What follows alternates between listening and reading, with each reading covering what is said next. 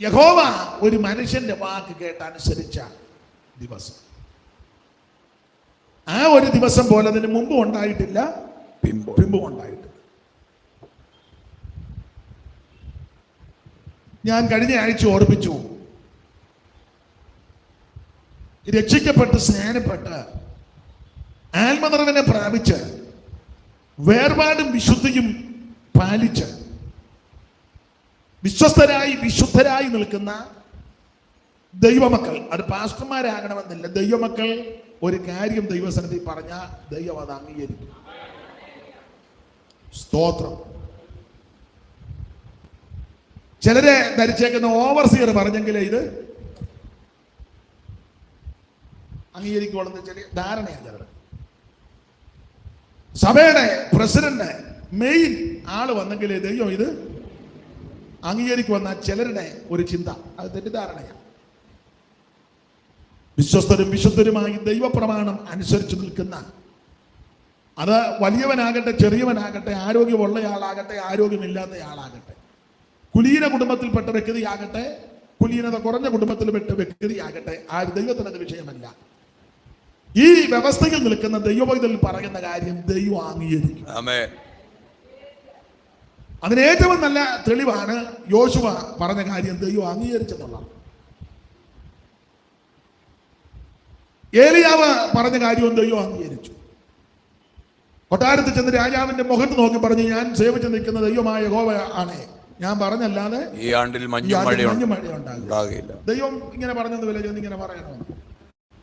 പക്ഷെ ആ എന്റെ ഭാഷ പറഞ്ഞാൽ നടത്തിപ്പിൽ പറഞ്ഞതാ, അത് അതുപോലെ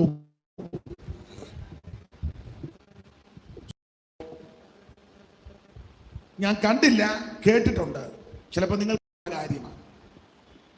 റാന്നി ഭാഗത്ത് ആശാര്യോപദേശം നടത്തിയ സമയത്ത് അദ്ദേഹത്തിന്റെ യോഗം കഴിഞ്ഞ് എല്ലാവർക്കും ഭക്ഷണം കൊടുക്കുക പതിവാണ്, മറ്റുള്ളവർ സഹായിക്കും.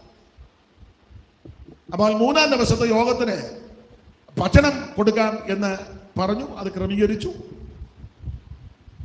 ഇല, അന്നൊക്കെ ഇലയാ, തൂശനല്ല, ഇല ഒരാൾ ഏറ്റു. ഉപദേശിയെ ഒന്ന് ആക്ഷേപിക്കാനും കൂടെ ആ സമയത്ത് ഇല കൊണ്ടുവന്നില്ല.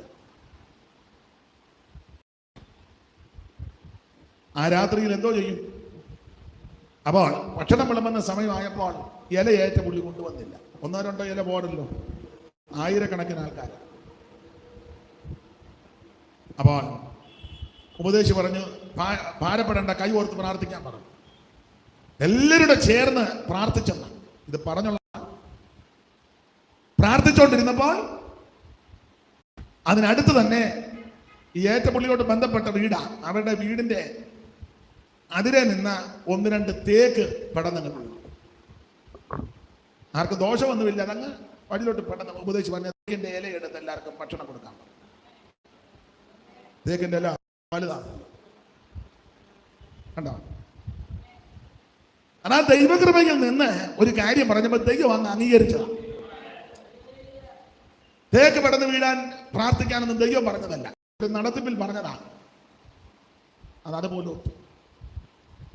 അപ്പോൾ ദൈവകൃപയിൽ നിന്നൊരു ദൈവ പൈതൽ ഒരു കാര്യം പറഞ്ഞാൽ ദൈവം അത് അംഗീകരിക്കും. ചുമ്മാ വിളിച്ചു പോവരുത്. റൈറ്റ് നൗ, ഇപ്പോൾ തന്നെ എന്നൊക്കെ ചുമ്മാ നീ പെടലിട്ട് വെട്ടിക്കരുത്.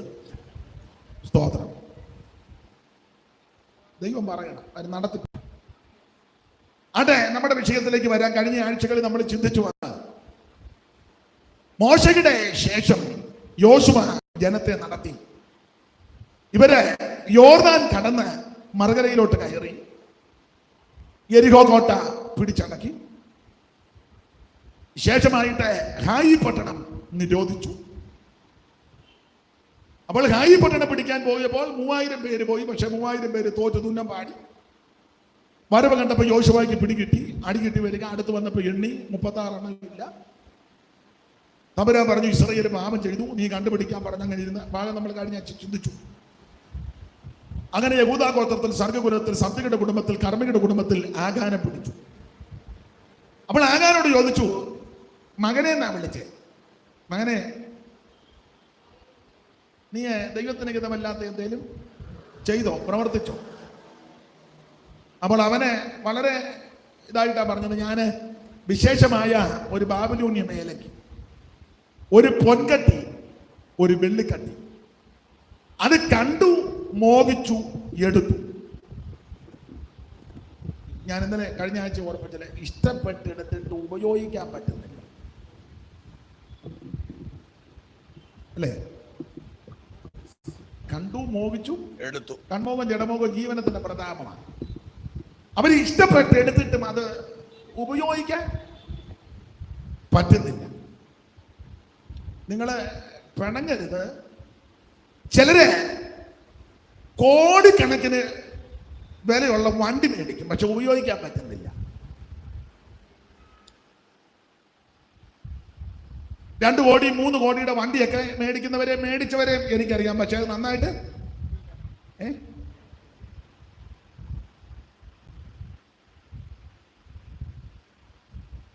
കോടി വിലയുള്ള വണ്ടിയാ ഓടി.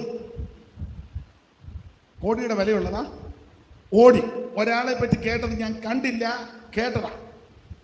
ഓടി വണ്ടിയിലെ ഈ മേളിലത്തെ ഭാഗം തുറക്കുമല്ലോ. എനിക്കറിയത്തില്ല, അത് ഞാനും കയറിയിട്ടുണ്ടായിരിക്കും വെളിനാട്ടിലൊക്കെ ചെല്ലുമ്പോൾ. പക്ഷെ ഇതെന്നാന്ന് പോലും നമുക്ക് വണ്ടിയൊക്കെ കയറിക്കാൻ പോകുകയല്ല എന്നാ. പിന്നെ ഒരാൾ എന്നോട് പറഞ്ഞാ ഈ 3 വളയോ ഇങ്ങനെ സൺറൂഫ് അല്ലേ? അപ്പൊ അതാ എനിക്ക് പിന്നെ ഞാനത് ശ്രദ്ധിക്കും. സൺറൂഫ് 3 വളവല്ലേ? സൺറൂഫ്. അപ്പൊ ഓടി കാറില് മേള് തുറന്നിട്ട് വലിയ വലിയ മന്ത്രിമാരൊക്കെ പോകുന്നത് പോലെ പോയ ആൾക്കാരുണ്ട്. പക്ഷേ അധിക നാള് പോകാൻ ഒത്തില്ല. ഞാൻ കുറ്റം പറയുന്നതല്ല, ഇതൊക്കെ കാണുമ്പോൾ നമ്മൾ വളരെ ക്രമീകരിച്ചോണം. ഞാൻ അവരെ വിധിച്ചതല്ല, ഇത് കാണുമ്പോൾ നമ്മെ തന്നെ ക്രമീകരിക്കണം. കണ്ടു, മോഹിച്ചു, എടുത്തു, പക്ഷെ ഉപയോഗിക്കാൻ ഒക്കുന്നില്ല. കൂടാരത്തിനടി കുടിച്ചിട്ടു, വെള്ളിയേറ്റു അടി കിടപ്പുണ്ട്. അതിന്റെ മേളിലായിരിക്കും പൊന്ന്, അതിന്റെ മേളിൽ ബാബിലോണിന് മേലെങ്കിൽ, എന്റെ ഭാഷ പറഞ്ഞ അതിന്റെ മേളിൽ പുൽപ്പ, അതിന്റെ മേളിൽ ഇങ്ങേരും വെമ്പളി. ആത്മാവിലാവുക, മോട്ടിച്ചതല്ല അടി കിടക്കുക.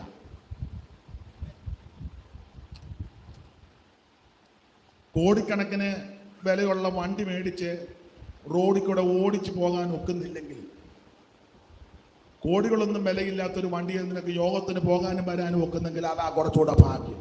ആമേൻ.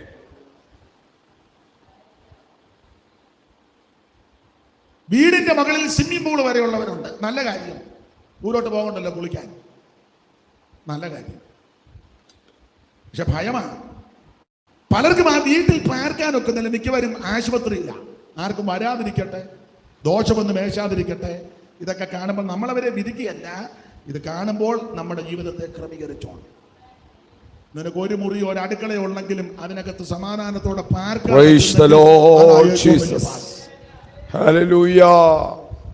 സ്തോത്രം. ആമേൻ.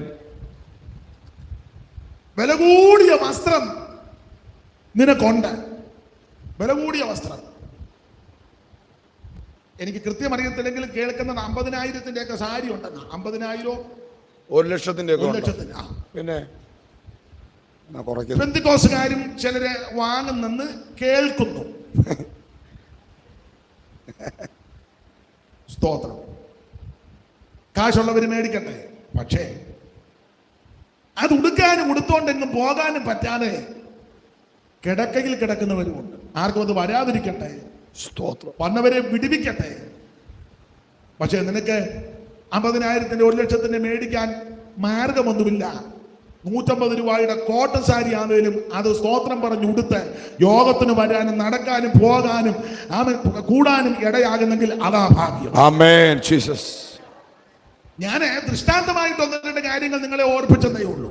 ഞാൻ ആരെയും വിധിച്ചതല്ല, വിധിക്കാൻ നമ്മൾ ആളല്ല. പക്ഷെ ഇതൊക്കെ കാണുമ്പോൾ നമ്മൾ വളരെ സൂക്ഷിച്ചു വേണം. കണ്ടു, മോഹിച്ചു, എടുത്തു, പക്ഷെ ഉപയോഗിക്കാൻ പറ്റുന്നില്ല. ഇല്ല. അങ്ങനെയാന്ന് എന്തിനാ ഇത്? മറ്റേ മൈക്കിങ്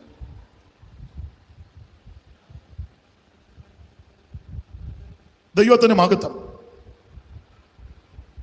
അപ്പൊ ഇത് ഉപയോഗിക്കാൻ പറ്റുന്നില്ല, പക്ഷെ പ്രയോജനമില്ല. ഞാൻ നേരത്തെ പറഞ്ഞിട്ടുണ്ട്, ഇപ്പൊ ഒന്നുകൂടെ അങ്ങ് പറയുക, സന്ദർഭം വന്നുകൊണ്ട് പറയുക. 100 പറ കണ്ടം. കുട്ടനാടിനോട് ബന്ധപ്പെട്ട 100 പറ പുഞ്ചകൃഷി, പുഞ്ചക്കണ്ടം. 100 പറ എന്ന് പറഞ്ഞാൽ എത്ര ഏക്കറാ? നിങ്ങൾക്ക് എറണാകുളംകാർക്ക് ചിലപ്പോൾ തിട്ടം വരികയല്ല. 10 ഏക്കർ. 100 പറ, 10 ഏക്കർ നിലം. അപ്പൊ 100 പറ കണ്ടമുണ്ട്. പക്ഷേ കുത്തരിയുടെ കഞ്ഞി കുടിക്കാൻ ഒക്കുന്നില്ല. ഗുജറാത്തിൽ നിന്ന് ഗോതമ്പ് വരണം. ഗതികേട് കണ്ടോ? ഞാൻ കുറ്റം പറഞ്ഞതല്ല, വിധിച്ചതല്ല. ഭൂമുഖത്തിരുന്ന് താഴെ കണ്ടവാ പാടം കാണാം, അതെല്ലാം ഞങ്ങളുടെയാണ്. പക്ഷെ അതിൽ നിന്ന് ഒരു നെല്ലെടുത്ത് കുത്തി അരിയാക്കി അതിൻ്റെ വെള്ളമോ ചോറോ കഴിക്കാൻ ഒക്കുന്നില്ല. ഡോക്ടർ പറഞ്ഞത് എണ്ണ ചേർക്കാതെ 2 ചപ്പാത്തി, അല്ല പാവയ്ക്ക തോരൻ വെച്ച്, ചപ്പാത്തി നിവർത്ത് വെച്ചേച്ച് പാവയ്ക്ക തോരനിട്ട് വെച്ച് ഒന്നെങ്കിൽ മടക്കുവോ ഇല്ല ഒതുക്കുവോ ചെയ്ത്. പക്ഷെ നിനക്ക് 1 പറ കണ്ടം പോലും ഇല്ല. എന്നാൽ വൈകുന്നേരം 2 തവി കഞ്ഞി കുടിക്കാൻ ഭാഗ്യം കിട്ടുന്നെങ്കിൽ അതാ ഏറ്റവും വലുത്. ചപ്പാത്തി കഴിക്കുന്നവർ മോശക്കാരാണെന്നും കഞ്ഞി കുടിക്കുന്നവർ മിടുക്കന്മാരുമാണെന്നല്ല എൻ്റെ വാദം. 100 പറ പുഞ്ചക്കണ്ടമുണ്ട്, പക്ഷേ കുത്തരിക്കഞ്ഞി അതാ എൻ്റെ വാദം. എവിടെ അച്ചായൻ്റെ വീട്? എൻ്റെ വീട് പുളുക്കീട്, പക്ഷേ പഞ്ചാര ഇട്ട കാപ്പി. വീട് പുളുക്കീടാ. പുളുക്കീട് എന്ന് പറഞ്ഞാൽ മനസ്സിലായല്ലോ, ഷുഗർ ഫാക്ടറി. അവിടെ ഷുഗർ ഫാക്ടറി ഇപ്പൊ ഇല്ല. ഞാൻ പഴയ രീതി വെച്ച് പറയുക. എവിടാ വീട്? ആ പഞ്ചാര മില്ലിനോട് ചേർന്ന് ലോഡ് കണക്കിന് പഞ്ചസാര കയറി പോകുന്നത് തിന്നലിരുന്ന് കാണുന്നതല്ലാതെ 1 സ്പൂൺ പഞ്ചാര പോലും കാപ്പിക്കകത്തിട്ട് കലക്കി കുടിക്കാനുള്ള കണ്ടോ? ഗതികേട് കണ്ടോ? സ്തോത്രം. നിന്റെ വീട് പുളുക്കീടൊന്നുമല്ല, അടിമാലിലായിരിക്കും. എന്നാലും 2 സ്പൂൺ പഞ്ചാര ഇട്ട് കാപ്പി കുടിക്കുന്നെങ്കിൽ അതൊരു ഭാഗ്യമായി. ഇപ്പൊ പിന്നെ പഞ്ചസാരയൊക്കെ വിഷമാന്നാ പലരും, വൈറ്റ് പോയിസനാന്നാ പറയുന്നത്. വെള്ള സാധനങ്ങൾ മിക്കതും. എന്നാൽ നിങ്ങളെന്നാ ഇനി വെള്ള വസ്ത്രം വേണ്ട, അതും പോയിസനാന്ന് പറയരുതേ. അല്ല, അങ്ങനെ വേണേ ഉണ്ട ചിന്ത കൊണ്ടോ? വെള്ളം മുഴുവൻ. സ്തോത്രം, സ്തോത്രം, സ്തോത്രം. വലിയ കട്ടില് മേടിച്ചിട്ടിരിക്കുക. അതാ പണിത കട്ടില, അല്ലെ വലിയ കട്ടില്. അതിനെന്തോ പറഞ്ഞ ഫാമിലി കോട്ടും അല്ല, അതിലും വലുതുണ്ടെന്നോ. എനിക്ക് പേരെന്തുവാ? ദീവാങ്കോട്ട കട്ടില് മുഴുത്തത് കിങ്. എമ്മമിന്റെ അള്ളപ്പിന്റെ മെത്ത, ലക്ഷക്കണക്കിന് വിലയുള്ള മെത്തയുണ്ട്. ഇപ്പൊ മെത്ത കച്ചവടം നടത്തിയവരും പരിവക്കേടായി തീർന്നവരും ഉണ്ട്. അതൊന്നും നമ്മുടെ വിഷയമല്ല, അങ്ങോട്ട് പോകുന്നില്ല. അവരും എന്ന് പറയും, ഈ മെത്തേ കിടന്നാൽ നടുവേദന മാറും, ഈ ഉരുണ്ടുകയറ്റം മാറും, പിന്നെ ഇടയ്ക്കിടയ്ക്ക് മസിൽ കയറുന്നുണ്ടെങ്കിൽ അത്.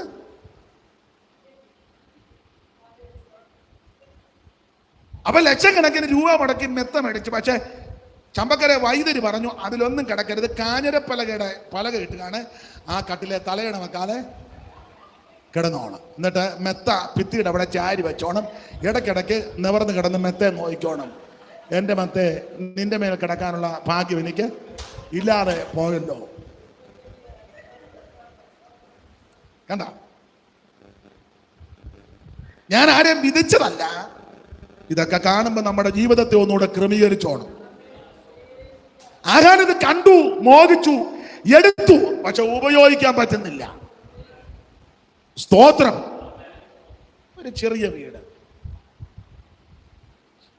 ചെറിയ സാഹചര്യം, പക്ഷെ അത് അനുഭവിക്കാനും ഉപയോഗിക്കാനും പറ്റുന്നെങ്കിൽ അതാ ഭാഗ്യം. ഫ്രിഡ്ജ് നിറച്ച് സാധനങ്ങൾ സെറ്റ് ചെയ്ത് വെച്ചിരിക്കുക, തുറന്നാൽ മുട്ട താഴെ വീഴും. പക്ഷെ ഒരു മുട്ട പോലും ഉടച്ച് കഴിക്കാൻ കൊളസ്ട്രോൾ. 5 കിലോ എണ്ണ ഞാൻ മേടിച്ചു വെച്ചേക്കുന്നു, പക്ഷെ ഇന്ന് വരെ ഒരു പപ്പടം പോലും കാച്ചി. കണ്ടോ? സ്തോത്രം. ഇപ്പൊ ഈ ആരോഗ്യ വകുപ്പുകാർ തന്നെ പറഞ്ഞു, നേരത്തെ പറയാമായിരുന്നു വെളിച്ചെണ്ണ ഉപയോഗിക്കരുത്. ഇപ്പൊ അവർ നേരെ തിരിച്ചു പറഞ്ഞു വെളിച്ചെണ്ണ മാത്രമേ, ഇവനെല്ലാം മട്ടായിരിക്കും. അല്ല പിന്നെ ഇവര് തന്നെ പറഞ്ഞു വെളിച്ചെണ്ണ ഉപയോഗിക്കരുത്. ഇപ്പൊ പറഞ്ഞു വെളിച്ചെണ്ണ, ഒരിടയ്ക്ക് പറഞ്ഞു കുത്തരി ഉപയോഗിക്കരുത്, ഇപ്പൊ പറഞ്ഞു കുത്തരി മാത്രം. മട്ടല്ല തന്നെ. ഞാൻ ദൈവമക്കളോടൊരു കാര്യം പറയാം. നിനക്ക് ചിലപ്പോ കപ്പയോ കിഴങ്ങോ കുത്തരിയോ ചപ്പാത്തിയോ ഇഷ്ടമുള്ളതാ, മതി. അത് കിട്ടിയച്ച് സ്തോത്രം ചെയ്യണം. സ്തോത്രം ചെയ്യണം. സ്തോത്രം ചെയ്ത് പ്രാർത്ഥിച്ച് സ്തോത്രം ചെയ്ത് സ്തോത്രത്തോടെ ഭക്ഷിച്ചു. യഹോവ ഒരു ദോഷവും തട്ടാതെ നിന്നെ പരിപാലിക്കും. Praise the Lord. മിസ്രയീമ്യർക്ക് വരുത്തിയ ഒരു വേദി ഞാൻ നിനക്ക് വരുത്തുകയില്ല. അത്യുഷ്ണവും വരൾച്ചയും വെൺകതിര് വിഷമഞ്ഞു വന്ന് നിന്നെ ഏശത്തില്ല. അതുകൊണ്ട് അവര് പറയുന്നത് കേട്ടോണ്ട് നമ്മൾ ജീവിക്കാൻ പോയ കഞ്ഞി കുടിച്ച് ആകുകയല്ല. സ്തോത്രം. പിള്ളേരെ സന്ധിക്കേണ്ട ആളാ, രാവിലെ പണിക്ക് പോകണം. എന്നിട്ട് അവര് പറഞ്ഞു ഇളമ്പയിൽ കൊണ്ടെങ്കിലേ. എവിടാ നേരെ ഇളമ്പയിൽ കൊള്ളാൻ? ചുമ്മാ ഇരിക്കുന്നവർക്ക് വേണം മുറ്റത്തേക്ക് ഇങ്ങനെ പുറംതിരിഞ്ഞിരിക്കാം. പിന്നെ ദൈവമക്കൾ ചെയ്യേണ്ടത് നിനക്ക് ലഭിക്കുന്നതെല്ലാം സ്തോത്രത്തോട് ഉപയോഗിക്കുക. ഞാൻ സൗദി ചെന്നപ്പോൾ കുമ്പനാട്ട് നമ്മുടെ ഉണ്ണിക്കുഞ്ഞ് പാസ്റ്റർ, ഉണ്ണിക്കുഞ്ഞ് അദ്ദേഹം എന്നോട് പറഞ്ഞത്, ഞാൻ ചോദിച്ചു അച്ചായന് ഭക്ഷണമൊക്കെ, ഞാൻ എല്ലാ ഭക്ഷണവും കഴിക്കും. എൻ്റെ അമ്മ 19 കൊല്ലം മുമ്പ് സൗദിയിലോട്ട് ഗൾഫിലോട്ട് എന്നെ പറഞ്ഞു വിട്ടപ്പം എന്നോട് പറഞ്ഞു, മോനെ കിട്ടുന്നതെല്ലാം സ്തോത്രം പറഞ്ഞ് കഴിച്ചോണം. അന്ന് എന്നോട് പറഞ്ഞത് ഇപ്പോഴും എൻ്റെ ഓർമ്മയിലുണ്ട്. അവിടെ പറഞ്ഞ് ഞാൻ മരുന്ന് എടുക്കുന്നില്ല, എനിക്കൊരു കുഴപ്പം ഇതുവരെയും വന്നിട്ടില്ലെന്ന്. സ്തോത്രം. പക്ഷെ എല്ലാത്തിനും ക്രമീകരണമുണ്ട്. സ്തോത്രത്തോടെ ഉപയോഗിച്ചോണം, ദൈവം നിന്നെ വിടിവിക്കും. അതിവിടെ ആകാൻ കണ്ടു മോഹിച്ചു കൊടുത്തു, പക്ഷെ യാതൊന്നും ഉപയോഗിക്കാൻ പറ്റിയില്ല. ഒടുവിൽ ഇവനെ കല്ലെറിഞ്ഞ് കൊന്നു. കൽക്കൂമ്പാരം, ആക്കോർത്താഴ് വരാം. അതിനുശേഷമായിട്ട് ദൈവം യോശുവായിട്ട് പറഞ്ഞു, ഇനി ഹായി പട്ടണത്തോട്ട് പൊക്കോ, വിടുതൽ നടക്കുക. അങ്ങനെ ഇവരെ ഹായി പട്ടണം പിടിച്ച് അതിനെ നിരോധിച്ചു. ശേഷമായിട്ട് നാം മുൻപോട്ട് വരുമ്പോൾ ചില ജാതിക ശക്തികൾ ഇസ്രായേലിന് എതിരെ തന്ത്രങ്ങൾ വരെ 9-ാം അധ്യായത്തിന്റെ പ്രാരംഭവാക്യം വായിച്ചു. എന്നാൽ ഹിത്യര്, അമോര്യര്, കനാന്യര്, ഫെലിസ്ത്യര്,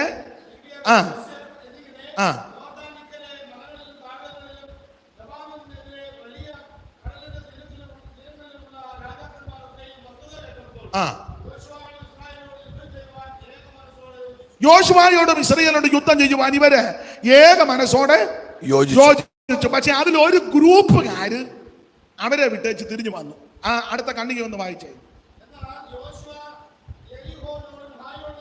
എന്നാൽ യോശുവ യെരിഹോവിനോടും ഹായിയോടും ചെയ്ത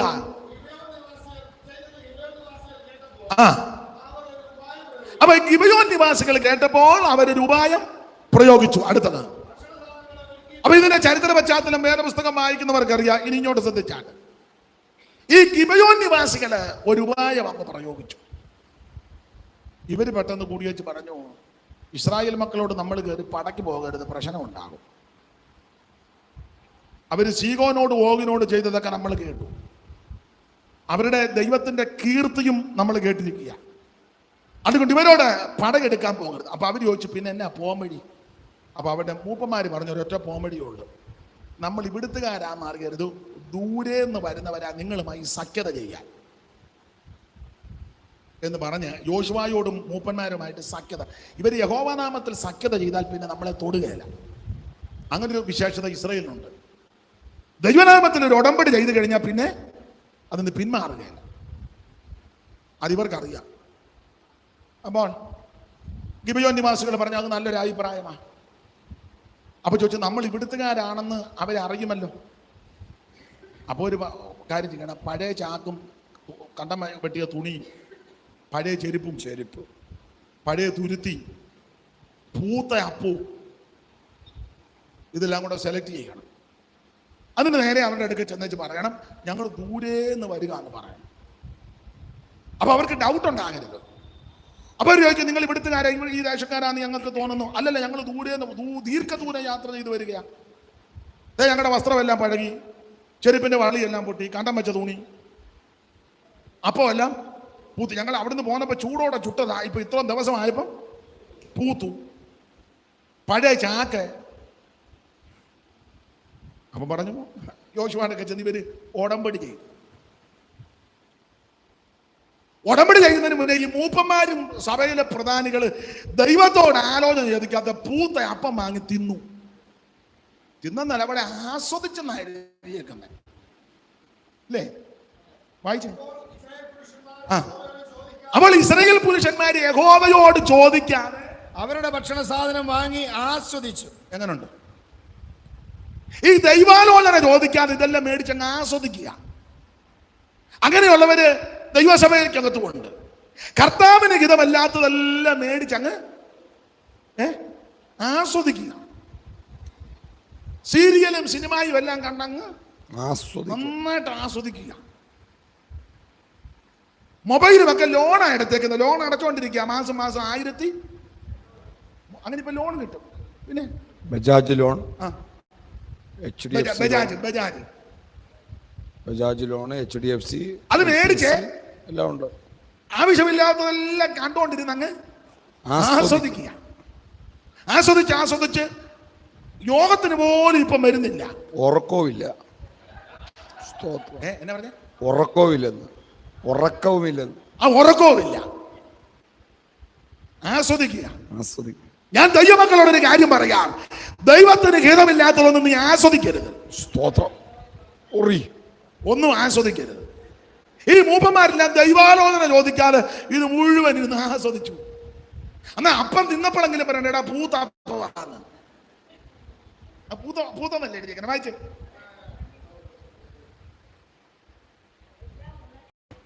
ഉറക്കെ വായിച്ച കൊച്ചമ്മേ. അപ്പവും എല്ലാം പൂത്തിരുന്നു.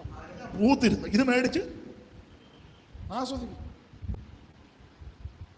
എന്ന് പറഞ്ഞാൽ ദൈവാലോചന ചോദിക്കാതെ ഈ ഗിബെയോൻ നിവാസികളുമായിട്ട് സഖ്യത ചെയ്ത് ഉടമ്പടി ചെയ്ത് അവര് കൊണ്ടുവന്ന ഭക്ഷണപാനങ്ങൾ സാധനങ്ങളെല്ലാം മേടിച്ചങ്ങ് ആസ്വദിച്ചു. ആത്മീക ലോകത്തിൽ പാലാ വന്നേക്കുന്നത്. ആരേലും വെളിനാട്ടിൽ പോയി അല്ലെ മറ്റു രാജ്യത്തിൽ പോയി എന്തേലും കാണും, ഉടനെ ആദ്യം കൂടെ കൊണ്ടുവന്ന് ചങ്ങ് നന്നായിട്ട് ആസ്വദിക്കുക. അത് നമ്മുടെ സഭയുടെ പ്രസിഡന്റ് പോയപ്പോൾ അവിടെ കണ്ടതാ, അതിവിടെ കൊണ്ടുവന്ന് നമ്മൾ അതും അങ്ങ് ആസ്വദിക്കും. നല്ല കാര്യമാണെന്നേ കുഴപ്പമില്ല. അവിടെ ഇങ്ങനെ അവിടെ അങ്ങനെ എന്തെല്ലാം ഉണ്ടാവില്ല. ഇപ്പൊ ഇവിടെ പകർത്താൻ പറ്റുമോ? നല്ല കാര്യം പകർത്തിയാൽ പോയി. പണ്ട് വെളിനാട്ടിൽ നിന്ന് സായിപ്പന്മാർ ഇവിടെ വരുമ്പോൾ എനിക്ക് ഒരു ഭാര്യയും 2 മക്കൾ. അപ്പൊ ഇവിടുത്തെ ഇവിടെ പിന്നെ 2 ഭാര്യ. അവരെ അങ്ങനെ ഇവിടെ വന്ന് ഭയങ്കര ക്രൂസൈഡ് നടത്തുന്ന വമ്പന്മാർക്ക് 4-5 ഭാര്യമാരാ. അതുകൊണ്ടാ മര്യാദക്കാർ വന്ന് പറയുന്നത് എനിക്ക് ഒരു ഭാര്യ. ഇവിടുത്തുകാർക്ക് അത് കേൾക്കുമ്പോൾ പിന്നെ എല്ലാവർക്കും ഒരു ഭാര്യ അല്ലാതെ പിന്നെ അവരവിടുത്തെ രീതി വെച്ചായി പറഞ്ഞത് എനിക്ക് ഒരു ഭാര്യ. പണ്ടൊരു സാഹിബ് പറഞ്ഞു, ഞാൻ 40 വർഷമായിട്ട് ഒരു ഭാര്യയുടെ കൂടാണ്. ഇവിടെ വന്ന് പറഞ്ഞതാ 40 വർഷമായിട്ട്. നമുക്കിത് കേൾക്കുമ്പോൾ അങ്ങനെ വലിയ പുത്തരിയായിട്ടൊന്നും, നമ്മൾ മരണം വരെ ഒരു ഭാര്യ. പക്ഷെ സാഹിബ് പറയാൻ കാര്യം അവര് എല്ലാവരും ഒന്നും അതുപോലല്ല. അതുകൊണ്ടാണ് അവർ പറഞ്ഞത് ഞാൻ 40 വർഷമായിട്ട്. കാരണം 2 വർഷമായപ്പോൾ വേറെ ഭാര്യ എടുക്കുന്നവന്മാരും. അവരുടെ നല്ല കാര്യങ്ങൾ നമുക്ക് ജീവിതത്തിൽ പകർത്താം. വഴിവിട്ടതും ക്രമം കെട്ടതും ഒന്നും നമുക്ക് പകർത്തേണ്ട കാര്യമില്ല. സ്തോത്രം. അവരുമായിട്ട് സഖ്യത ചെയ്ത് ഉടമ്പടി ചെയ്ത് ഭക്ഷണ സാധനം എല്ലാം മേടിച്ച് നന്നായിട്ട് ആസ്വദിച്ചു. ഇത് തിന്നും കുടിച്ചു ആസ്വദിച്ചു കഴിഞ്ഞാൽ മനസ്സിലായി ഇവര് ഇവിടുത്തുകാരാ. അപ്പൊ പറഞ്ഞു ഇനി നമുക്ക് അവരോടൊന്നും ചെയ്യാനൊക്കെ നമ്മൾ ഉടമ്പടി ചെയ്തു പോയി. പിന്നെ യോശുവ അവർ പോകാൻ വേണ്ടി പറഞ്ഞൊരു കാര്യം ചെയ്യും, വിറക് കീറാനും വെള്ളം കോരാനും നമുക്ക് അവരെ ആക്കാം. സഭയ്ക്ക് എന്തെങ്കിലും പ്രയോജനം വേണ്ടേ? നമ്മുടെ ആൾക്കാർ അങ്ങനെ വിറക് കീറുവോ വെള്ളം കോരുവോ ഒന്നും ചെയ്യത്തില്ല. നമുക്കാണെങ്കിൽ വിറകും ആവശ്യമാണ്, വെള്ളവും ആവശ്യം. എന്നാൽ പിന്നെ യുദ്ധങ്ങളെ തന്നെ അങ്ങനെ ഗിബെയോൻ നിവാസികളെ വിറക് കീറുന്നവരും ഇങ്ങനെ ഇവരുമായിട്ട് സഖ്യത ചെയ്തു. അപ്പോൾ ഈ സഖ്യത കഴിഞ്ഞപ്പോൾ യെരൂശലേം രാജാവാകുന്ന അദോനീസേദക്ക് ഇത് കേട്ടു. ഗിബെയോൻ നിവാസികൾ ചെന്ന് യോശുവയോടും ഇസ്രായേലിനോടും സഖ്യത ചെയ്തു. എടാ നമ്മുടെ ഒന്നിച്ചു നിന്നതാണല്ലോ, ഒന്നിച്ച് നിന്നിടത്ത് നിന്നാന്നല്ലോ ഇവന്മാര് ചാടിപ്പോയി അവരുമായിട്ട് പോയി സഖ്യത ചെയ്തത്. അപ്പൊ ഒരു കാര്യം ചെയ്യാം, ഇവനെ എല്ലാം നമുക്ക് തട്ടണം. അങ്ങനെ യെരൂശലേം രാജാവാകുന്ന അദോനീസേദെക്ക് വേറെ ഒരു 3-4 രാജാക്കന്മാരെ കൂടി, അങ്ങനെ മൊത്തം 5 ഐവരെന്നാണ് എഴുതിയേക്കുന്നത്. ഐവര്, ഇവിടെ ഐവരെന്നുണ്ട്. ഇങ്ങനെയാ ഹെബ്രോൻ രാജാവ്, യർമൂത്ത് രാജാവും, ലാഖീഷ് രാജാവ്, എഗ്ലോൻ രാജാവ് എന്നീ 5 അമോര്യ രാജാക്കന്മാരും ഒരുമിച്ച് കൂടി. 5 പേര് ഐവര് ഒന്നിച്ചു കൂടി. ഈ 5 പേര് കൂടിയേക്കുന്നത് ഗിബെയോൻ നിവാസികളെയും ഇസ്രായേലിനെയും യോശുവയെയും ഒക്കെ നശിപ്പിക്കാൻ വേണ്ടി ഇവർ ഒന്നിച്ചു കൂടി. വിശേഷിച്ച് ഇവരെ ഗിബെയോൻ നിവാസികളെ തട്ടണം, അതിനാ ഒന്നിച്ചു കൂടിയത്. കാരണം ഇവന്മാര് നമ്മുടെ കൂടെ നിന്നേച്ചാ ചാടിപ്പോയത്.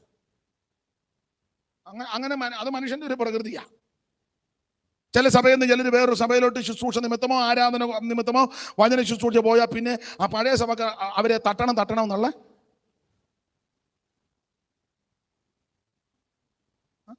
എങ്ങനെയും അവനെ ചില പാർട്ടി വിട്ട് വേറൊരു പാർട്ടി ചേർന്നു, പിന്നെ അത് വിടുകയാണെങ്കിൽ അന്നേരം അവരുടെ പിന്നെ ചിന്ത തന്നെ ഇവനെ തട്ടണം. ഈ ചിന്തയാണ് ഇവിടെ നടന്നത്. ഈ ഗിബെയോൻ നിവാസികൾ ഇവരെ ഒന്നിച്ച് നിന്നവരാ. കാരണം 9-ാം അധ്യായത്തിന്റെ 1-ാം വാക്യത്തിൽ ഗിബെയോൻ നിവാസികൾ ഇവിടെ ഉണ്ടായിരുന്ന വായിച്ചേ. ഹിവ്യര്, അമോര്യര്, കനാന്യര്, എന്തുവാ മൊത്തം 9-ന്റെ 1 മുതൽ വായിച്ചു.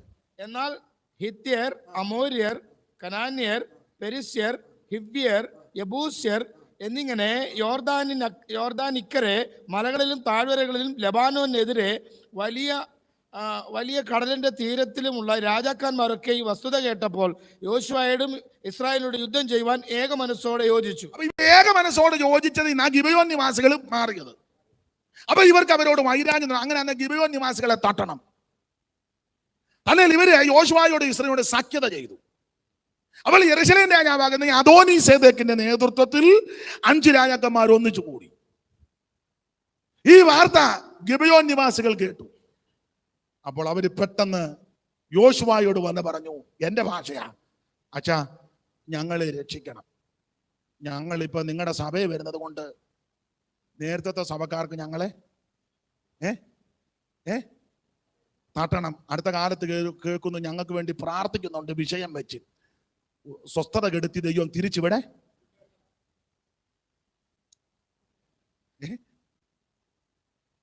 പോയെടുത്ത് അവര് ഗതി പിടിക്കാതെ മടങ്ങി വരണം. സ്വസ്ഥത കെടുത്തി ഇവിടെ. അതുകൊണ്ട് അച്ചായ ഞങ്ങളെ രക്ഷിക്കണം. യോശുവയുടെ അടുക്കൽ ആളെ വെച്ച് അതാ അടിയങ്ങളെ കൈവിടാതെ വേഗം ഞങ്ങൾ അടുക്ക വന്ന് ഞങ്ങളെ രക്ഷിക്കണം. അദോനീസേദെക്കിന്റെ നേതൃത്വത്തിൽ ഐവരാകുന്ന രാജാക്കന്മാർ ഞങ്ങളെ തകർക്കാൻ വരുന്നു. അപ്പോൾ യോശുവ ഇവർക്ക് വേണ്ടി പ്രാർത്ഥിക്കുകയും പ്രവർത്തിക്കുകയും ചെയ്തു. ദൈവം തമ്പുരാൻ കൽമഴ, ഭയങ്കരം കല്ല് മേളിൽ നിന്ന് വീണു. ഇവനെ എല്ലാം തകർത്തെന്ന വായിച്ച വിടും ഓടി.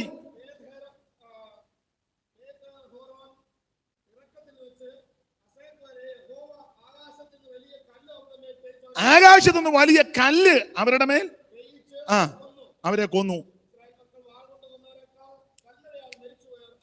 അപ്പൊ ഇതാണ് ഇതിന്റെ പശ്ചാത്തലം. അപ്പൊ ഞാൻ ചിന്തിച്ച് പെട്ടെന്ന് നിർത്താൻ ഉദ്ദേശിക്കുന്നത്, മറ്റു ഭാഗത്തേക്ക് പോകുന്നില്ല. ഈ ഗിബെയോൻ നിവാസികള് യോശുവയുടെ ഇടയിലേക്ക് വന്ന് സഹായം ചോദിച്ചപ്പോൾ യോശുവ ഇവരെ രക്ഷിക്കാൻ കാരണം, ഈ ഭാഗത്ത് ഇവരെ രക്ഷിക്കാനുള്ള കാരണം ഇവർ ഉടമ്പടി ചെയ്തതാണ്. പക്ഷെ ഇതിന്റെ പുറകിലൊരു ചരിത്രമുണ്ട്, ഉടമ്പടി മാത്രമല്ല. കാരണം അവിടെ 9-ാം അധ്യായത്തിൽ എഴുതിയിരിക്കുന്നത് ആ ഹിവ്യരോട് സംസാരിച്ചത്. ഇവര് ഹിവ്യരാ. ഇവിടെ ഹിവ്യർ എന്നൊരു വാക്യമുണ്ട് അല്ലേ? ഹിവ്യരോട് ഇങ്ങനെ ഇവിടെ ഒരു വാക്യമുണ്ടല്ലോ. ആകയാൽ ഞങ്ങളോട് ഒരു ഉടമ്പടി ചെയ്യണം എന്ന് പറഞ്ഞ് ഇസ്രായേൽ പുരുഷന്മാർ ആ ഹിവ്യരോട് അത് 9-ാം അധ്യായത്തിന്റെ 6-7 വാക്യം ഒന്നുകൂടെ വായിച്ചേ. ഇസ്രായേൽ പുരുഷന്മാർ ആ ഹിവ്യരോട് ഇസ്രായേൽ പുരുഷന്മാർ ആ ഹിവ്യരോട് ഹിവ്യർ. അപ്പൊ ഗിബയോൻ നിവാസികൾ എന്ന് പറഞ്ഞാൽ ഹിവ്യരാ. ഇവര് ഹിവ്യരാ. ആരായി ഹിവ്യര്? നോഹയ്ക്ക് 3 മക്കളാ, ശേമും ഹാമും യാബത്തും. അതിലെ ഹാമിന്റെ മകനാണ് കനാൻ. ആ കനാന് 11 പിള്ളേരുണ്ടായി, 11 എണ്ണം. ആ 11 പിള്ളേരിൽ 6-മത്തവനാ ഹിവ്യൻ. ഉൽപ്പത്തി 10:1 വായിച്ചു. നോഹയുടെ പുത്രന്മാരായ ശേം, ഹാം, യാഫത്ത്. അപ്പൊ നോഹയ്ക്ക് 3 മക്കള്, ശേമും ഹാമും യാബത്തും. ഇനി അതിന്റെ 6-ാം വാക്യം വായിച്ചേ. ഹാമ്. അപ്പൊ ശേമും ഹാമും യാബത്തും. അതിലെ ഹാമിന്റെ പുത്രന്മാർ കൂശ്, മിസ്രയീം, പൂത്ത്, കനാൻ. അപ്പൊ കനാൻ, കൂശ്, മിസ്രയീം, പൂത്ത്, കനാൻ. അത് 4-മത്തവൻ കനാൻ. കനാന് 11 പിള്ളേരാ. ഈ 15-ാം വാക്യം വായിച്ച്. കനാൻ തന്റെ ആദ്യജാതനായ സീദോൻ, യബൂസ്യർ, അമോര്യർ, ഗിർഗശ്യർ, ഹിവ്യർ, അർക്കർ, സീനിയർ, അവ്വാദ്യർ, സെമായിയർ, ഹമാത്യർ എന്നിവരെ ജനിച്ചു. 11 പിള്ളേര്. ആ 11 പിള്ളേരിൽ 6-മത്തവനാണ് ഹിവ്യൻ. അപ്പൊ ഗിബയോൻ നിവാസികൾ എന്ന് പറഞ്ഞാൽ ഹിവ്യരാ. ഈ അയ്വരാകുന്ന രാജാക്കന്മാര് യുദ്ധത്തിന് വന്നപ്പോൾ യോശുവ ഇവർക്ക് സഹായം ചെയ്യാനുള്ളതിന്റെ മെയിനായിട്ടൊരു കാരണം, ഇവര് ഹിവ്യരാണ്, ഇവർക്ക് സഹായം ചെയ്യണമെന്ന് കൂടി ആലോചിക്കാൻ കാരണം ഒന്ന്, ഇവര് പ്രമാണം അനുസരിക്കാൻ താല്പര്യമുള്ളവരാ. ഇസ്രായേലിനുള്ള പ്രമാണം അനുസരിക്കാൻ മനസ്സുള്ളവരാ. അതിനൊരു തെളിവ് ഞാൻ പെട്ടെന്ന് അങ്ങ് നിർത്താം, ബാക്കി അടുത്ത ആഴ്ച പറയാം. ഒന്ന്, ഇവരുടെ മനസ്സ് ദൈവപ്രമാണം അനുസരിക്കാൻ ഇവർ മനസ്സുള്ളവരാ. അവർക്ക് ദൈവം വഴിയൊരുക്കി തരും. ജീസസ്. അതിനൊരു തെളിവ്, ഒത്തിരി ഉണ്ട്, അതിലൊരു തെളിവ് തരാം. നമ്മുടെ ദീനാമ്മ നാട് കാണാൻ പോയല്ലോ. നാട് കാണാൻ പോയപ്പോൾ ശേഖേമിന്റെ അപ്പൻ ഹമോര് ഇവർ ഉടമ്പടി ചെയ്തു ഇസ്രായേൽ മക്കളുമായിട്ട്, യാക്കോവുമായിട്ട്. അപ്പോൾ യാക്കോവ് പറഞ്ഞു, ഞങ്ങൾ പെണ്ണിനെ കെട്ടിച്ചു തരാം, പക്ഷെ ചെറുക്കൻ സ്നാനപ്പെടണം. ഞങ്ങളുടെ സഭയിൽ അങ്ങനെ ഒരു പ്രമാണമുണ്ട്, രക്ഷിക്കപ്പെടണ്ട, പക്ഷെ സ്നാനപ്പെടണം. രക്ഷിക്കപ്പെടുകയൊന്നും വേണ്ട, സ്നാനപ്പെടണം. പിന്നെ കല്യാണം കഴിഞ്ഞവൻ തന്നെ രക്ഷിക്കപ്പെട്ടോളും, രക്ഷയുണ്ടേ എന്ന്. അങ്ങനെയാണല്ലോ മിക്കതും. പണ്ടവന് നരകമില്ലെന്ന് അവൻ വിശ്വസിച്ച്, കല്യാണം കഴിഞ്ഞപ്പോൾ അവന് മനസ്സിലായി നരകവും ഉണ്ട് സ്വർഗവും ഉണ്ട്. ആ പറഞ്ഞ ഷിനുവിന് എന്നാ ഭയങ്കര ചിരി. സ്തോത്രം. ഇതുവരെ കല്യാണം കഴിച്ചില്ല, അതിൻ്റെയാ. അപ്പൊ ശ്രദ്ധിച്ചേ, ഇവന് ഈ ഹമോരിന്റെ മകൻ ശേഖേ അപ്പനാ ഹമോര്. ഇവര് യാക്കോബ് പറഞ്ഞു, ഞങ്ങൾ പെണ്ണിനെ കെട്ടിച്ചു തരാം, പക്ഷെ ഒരു പ്രമാണം നിങ്ങൾ അംഗീകരിക്കണം. എന്തുവാ? പുരുഷപ്രതിയെല്ലാം ഛേദന കേൾക്കണം. അപ്പോൾ ഈ ശേഖം പൗരന്മാർ പറഞ്ഞു, ഞങ്ങൾ സമ്മതമാണ്. ഈ ശേഖം പൗരന്മാർ വന്ന് പട്ടണത്തിൽ വന്ന്, ഇവര് അവിടുത്തെ രാജാക്കന്മാരാ. ഏതാ? ഹമോര് നാട്ടുരാജാവാ. അപ്പൊ അതുകൊണ്ട് പട്ടണത്തിലുള്ളവരെല്ലാം പുള്ളി പറഞ്ഞ് അംഗീകരിക്കും. പട്ടണത്തിൽ വന്ന് പറഞ്ഞ് നമുക്ക് വ്യാപാര ബന്ധം നടത്താം, സാമൂഹ്യ ബന്ധം ശക്തം ദൃഢമാകും, നമുക്ക് വരുമായിട്ട് സഖ്യത ചെയ്യാം. ഒറ്റ പ്രമാണമുള്ള അവരുടെ പ്രമാണം ഇതാ. ഉൽപ്പത്തി പുസ്തകം 17-ാം അധ്യായത്തിൽ അവരുടെ പിതാവാകുന്ന അബ്രഹാമിന് ദൈവം നിത്യനിയമമായി കൊടുത്തത് പരിച്ഛേദന. പുരുഷന്മാരെല്ലാം പരിച്ഛേദനയാക്കണം, നമുക്ക് വതേക്കണം.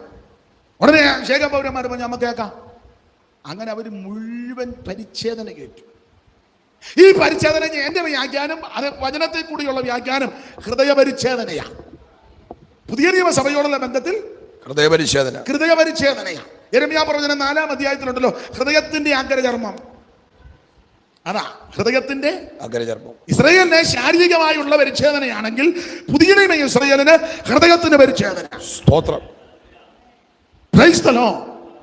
അപ്പൊ ഈ ശേഖം പൗരന്മാരെല്ലാം ഈ പരിച്ഛേദന കേട്ടു. ഇവർ പ്രമാണം അനുസരിക്കാൻ മനസ്സുള്ളവരാ. ആ ശേഖം പൗരന്മാരെ പറ്റി എഴുതിയേക്കുന്നത് അവര് ഹിവ്യരാ. 34-2 വായിച്ച്. 34:2. ഹമോരിന്റെ മകനായി ലേയ യാക്കോബിനെ പ്രസവിച്ച മകളായ ദീന ദേശത്തിലെ കന്യകമാരെ കാണുവാൻ പോയി.